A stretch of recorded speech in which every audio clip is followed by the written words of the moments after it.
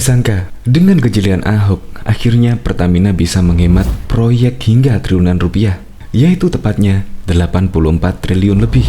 Gimana tidak bangga, rakyat Tuban mendadak menjadi miliarder. Dan juga Ahok bisa menghemat proyek di Tuban senilai 84 triliun. Keren sekali bukan? Belum menyaksikan video ini, pastikan bosku jangan lupa subscribe. Karena subscribe itu gratis plus bonus tonton video terbaru setiap harinya. Jangan lupa ya. Ahok semakin moncer. Proyek Pertamina hemat hingga 84 triliun. Komisaris Utama PT Pertamina Persero atau Ahok kini tengah bunga melihat salah satu proyek perusahaannya di Tuban, Jawa Timur. Sebab biaya proyek ini bisa dipangkat sampai 6 miliar US lebih atau setara dengan 84 triliun. Asumsi kurs 14.000 per dolar Amerika Serikat. Saya senang sekali, kata Ahok dalam acara Milad 9 tahun pesantren motivasi Indonesia yang berada di bawah naungan Nahdlatul Ulama pada Ahad 28 Februari 2021. Awalnya, kata Ahok, capital expenditure alias belanja modal untuk proyek ini mencapai 18 miliar US. Ahok pun meminta biaya itu dihitung ulang. Walhasil, kini biayanya menyusut jadi 11 miliar lebih, sehingga langsung terjadi penghematan 6 miliar lebih. Ini satu hal yang luar biasa. Kita itu bisa kalau diteliti, dipretelin satu-satu, kata Ahok. Tak lupa Ahok juga memuji sosok Direktur Utama Pertamina Nike Widiawati, sebab Nike bisa menampung masukan untuk perbaikan yang disampaikan komisaris. Saya beruntung, Derut sangat kooperatif, kata Ahok. Meski demikian, Ahok tidak membeberkan detail proyek yang dimaksud. Di Tuban, Pertamina memiliki proyek kilang Grassroots Refinery yang digarap oleh PT Kilang Pertamina Internasional, Subholding Refining dan Petrochemical di bawah Pertamina. Proyek ini juga yang beberapa waktu lalu membuat sejumlah warga desa di Tuban mendadak jadi miliarder, sebab warga mendapatkan puluhan miliar uang ganti rugi dari pembebasan lahan mereka untuk proyek. Tempo menghubungi Presiden Corporation Communication and Investor Relation Pertamina Agus Supriyanto soal penghematan ini, namun hingga berita ini ditayangkan belum ada jawaban. Sementara itu, Sekretaris Perusahaan Kilang Pertamina Internasional, Ifki Sukarya juga masih belum memberikan jawaban detail.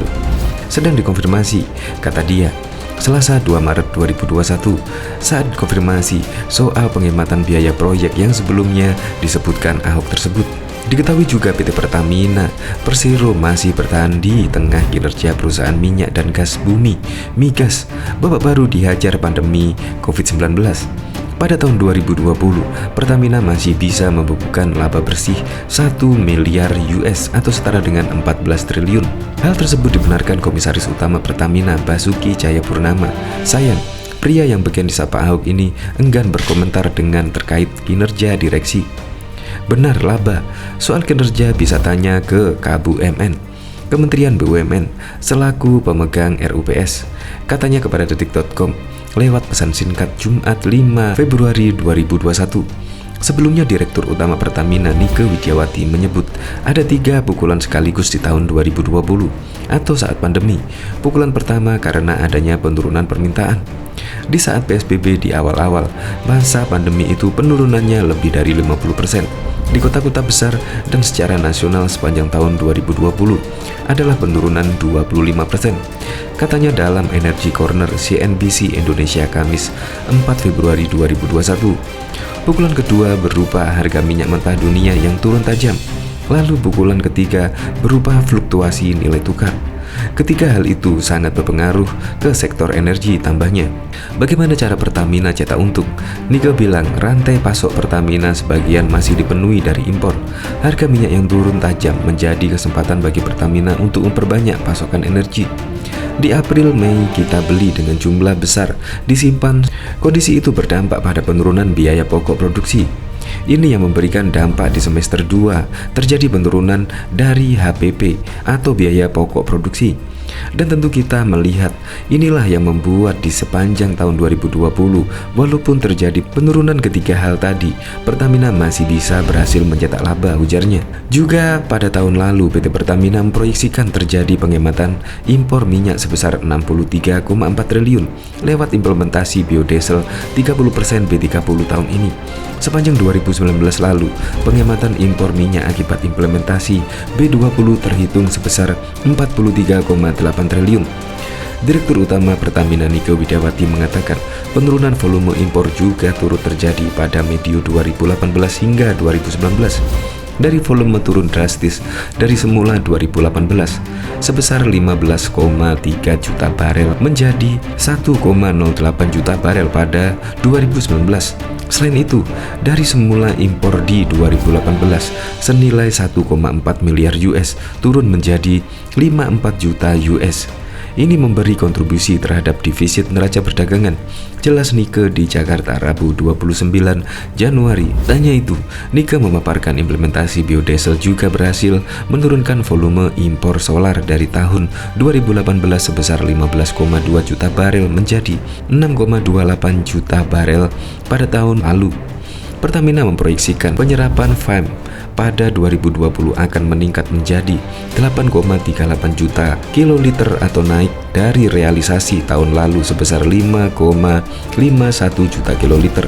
Selain itu, lokasi suplai FAM pada 2020 akan tersebar di 28 lokasi. Nike menambahkan, implementasi B30 diharapkan mampu mendorong serapan tenaga kerja hingga 1,29 juta orang. Angka ini meningkat dari tahun sebelumnya sebanyak 891.000 orang.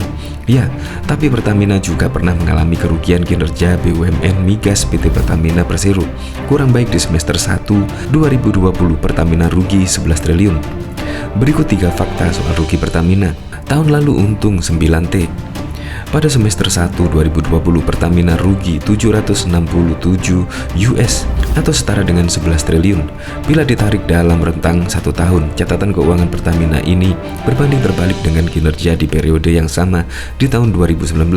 Kala itu, produsen minyak plat merah ini masih membukukan laba sebesar 659 juta US atau setara dengan 9,56 triliun. Penjualan Pertamina ambles. Menurunnya kinerja Pertamina tak lepas dari penjualan perusahaan yang turun sampai 19,84% menjadi 20 miliar US. Pada periode yang sama tahun lalu, penjualan Pertamina tercatat 25,55 miliar US. Ahok disorot netizen. Sejak laporan itu keluar, Komisaris Utama Pertamina Basuki Cahayapurnama atau Ahok menjadi sorotan netizen. Keyword Ahok bahkan sempat menjadi trending dikaitkan dengan narasi atau berita kerugian tersebut. Netizen menyoroti kinerja ex-gubernur DKI Jakarta tersebut. Ada yang memberikan dukungan, ada juga yang memberikan sindiran.